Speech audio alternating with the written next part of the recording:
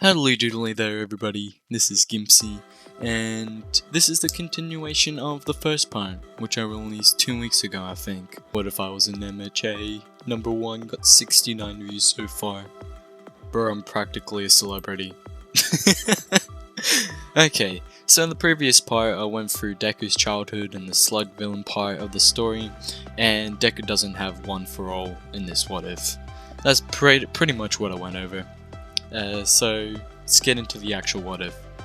Deku walked into the entrance exam, and because Deku has a little bit more confidence in this what if, because of all his fights with Bakugo, he has the confidence to walk up to a girl that he saw who was worried.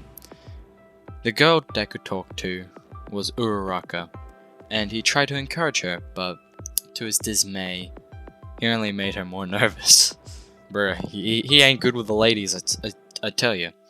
When Deku walked into the entrance exam area, he had to do the written exam first, which Deku did quite well at. Deku's score was a bit above average, which was the same as the canon outcome, I think. I actually have no clue.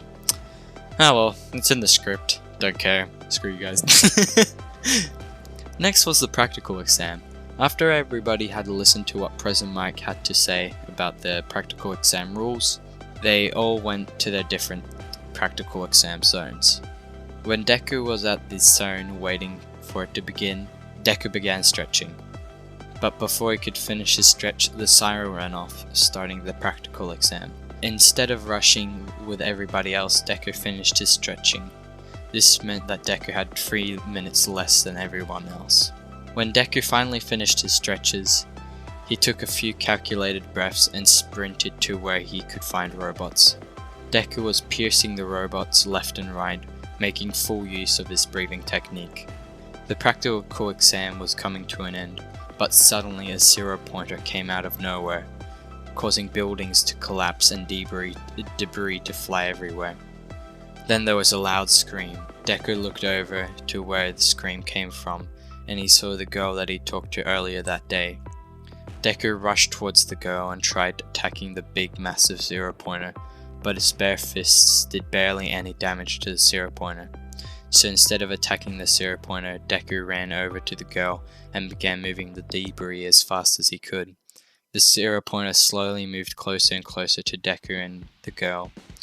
Deku began rushing, forcing his breathing to be uneven. Deku suddenly stopped. He began clutching at his throat, grasping for air. Deku reached for his puffer. When he grabbed his puffer, his arms gave out and he dropped the puffer. He began wheezing and coughing, unable to move, and he just stared at the zero-pointer slowly moving towards him. The girl under the rubble began to cry. Deku, hearing this, asked her what her quirk was, and she answered. She said it made people she touched have zero gravity. I need you to touch any part of me and give me zero gravity. The girl just nodded and touched Deku very slightly. Deku began floating towards the zero-pointer. Deku began forcing air into his lungs. Somehow, even though his breathing was uneven, Deku forced his muscles to expand. And when he was face to face with the robot, he shakily lifted up his arm. Deku stared straight into the robot's many eyes. First style, breath of the beast.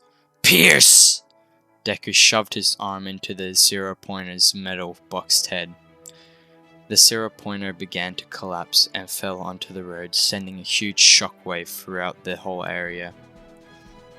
It made many people throughout the arena to stop and see what was going on. Then President Mike said, "Whoa, would you look at that? A green bushy-haired kid one-punched a zero-pointer robot."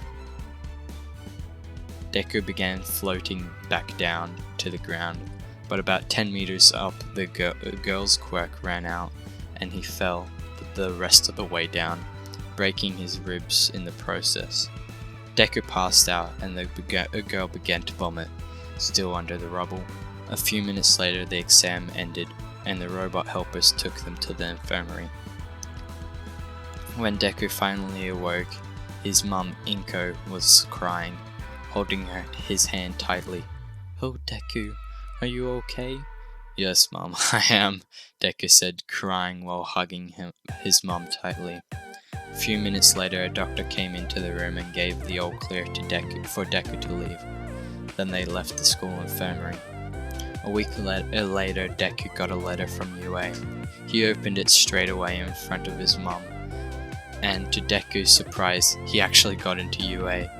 When hearing this, Deku's mom hosted a small party, and because Bakugo also got into UA, they let Bakugo come to the small party as well. Both Bakugo and Deku talked a little bit, but mostly stayed silent during their little party. A week later, when Deku walked into class, he noticed that the girl who helped him to defeat the 0-pointer was there. Deku instinctively walked over to introduce himself, as he never did that. Hi, remember me? I was the guy who took out the 0-pointer with you. The girl looked up and smiled. Nice to meet you again. I never did introduce myself, did I? My name's Uraraka. What is yours? My name is... Hey Deku, let's fight, Bakugo yelled. Then Mr. Aizawa walked into class, silencing both Deku and Bakugo. Then he explained that they were going to do the quirk assessment test. When they heard the last person would get expelled, they all got serious.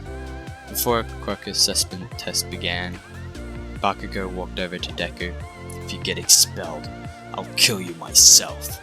Deku, hearing this, gave Bakugo the thumbs up, and then the test began. Deku did above average in the 50 meters. He got about 5 seconds. Deku wasn't able to clear the box in the standing long jump. Deku was able to destroy the grip strength thingy, which made everyone shocked. Why did I write socked here?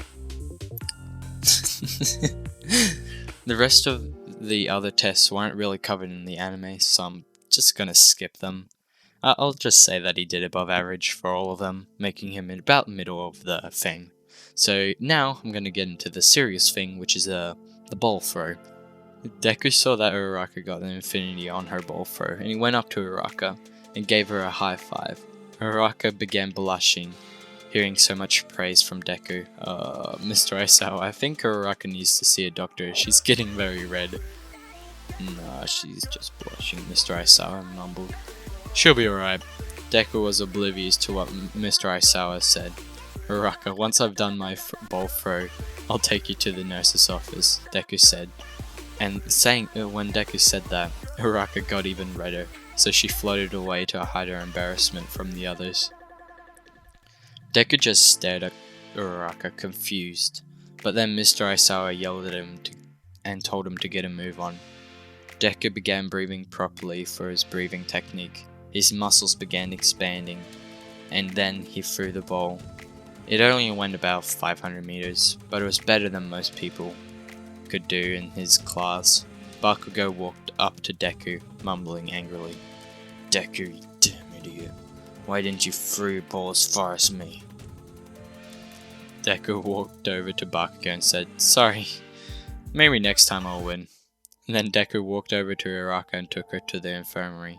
Sadly, after they saw the scores, my man Mineta got yeeted off of UA, and to be honest, I'll also yeet off the invisible girl, as because, why the fuck not, honestly. Oh well, subscribe or I'll cry, please.